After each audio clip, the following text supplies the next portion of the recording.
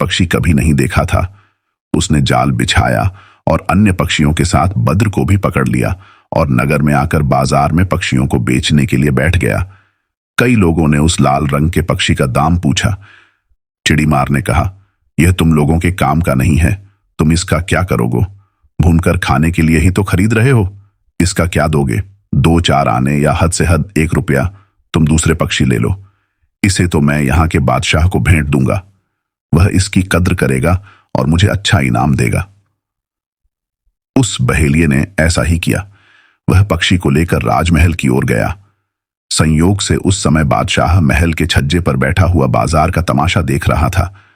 उसने बहेलिये के पिंजरे में वह सुंदर पक्षी देखा तो सेवकों द्वारा बहेलिये को बुलाया। बहेलिया आया तो बादशाह ने पूछा, इस पक्षी को कितने में बेचोगे? बहेलिये ने भूमि चूम कर कहा, पृथ्वीपाल, मैं इसे बेचने के लिए नहीं लाया हूं, सरकार को भेंट देने के लिए लाया हूं। ऐसे सुंदर पक्षी की कद्र बादशाह के अलावा और कौन कर सकता है? बादशाह चिड़ीमार की बात सुनकर बहुत प्रसन्न हुआ। उसने चिड़ीमार को 10 अशर्फियां दिलवाईं और पिंजरा रखवा लिया। उसने अपने सेवकों को आज्ञा दी कि इस पक्षी को सोने के पिंजरे में रखा जाए और इसकी दाने पानी की प्यालियां नीलम की हों। एक दिन बाद उसने सेवकों से पूछा कि लाल रंग के पक्षी का क्या हाल है? उन्होंने कहा, हमने उसके लिए अच्छा से अच्छा दाना और पानी रखा, किंतु वह कुछ खाता पीता ही नहीं है। बादशाह के खाने का समय हो गया था।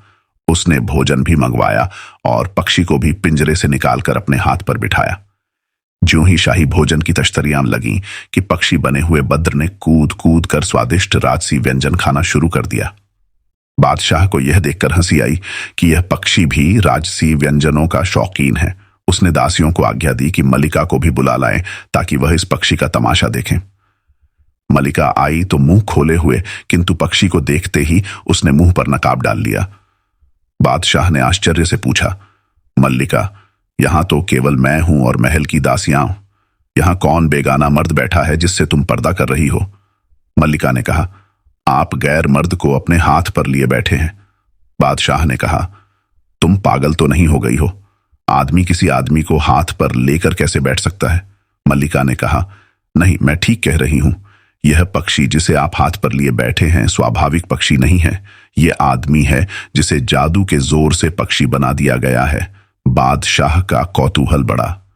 उसने विस्तार पूर्वक सारा हाल बताने को कहा तो मलिका ने बताया, यह ईरान का बादशाह है, इसका नाम बद्र है। इसकी माता गुल अनार है जो एक प्रख्यात जलदेश की शहजादी है। इसकी नानी का नाम राणा फर्राशी है, वह भी एक अन्य जलदेश की राजकुमारी थी।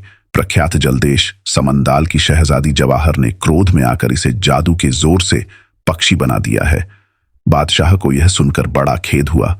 वह बोला, देखो भाग्य भी कैसे कैसे खेल खिलाता है।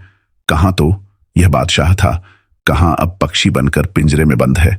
एक बात बताओ, तुम अगर इतना सब जानती हो तो यह भी जानती होगी कि यह किसी तरह अपने पूर्व रूप को प्राप्त कर सकता है या नहीं?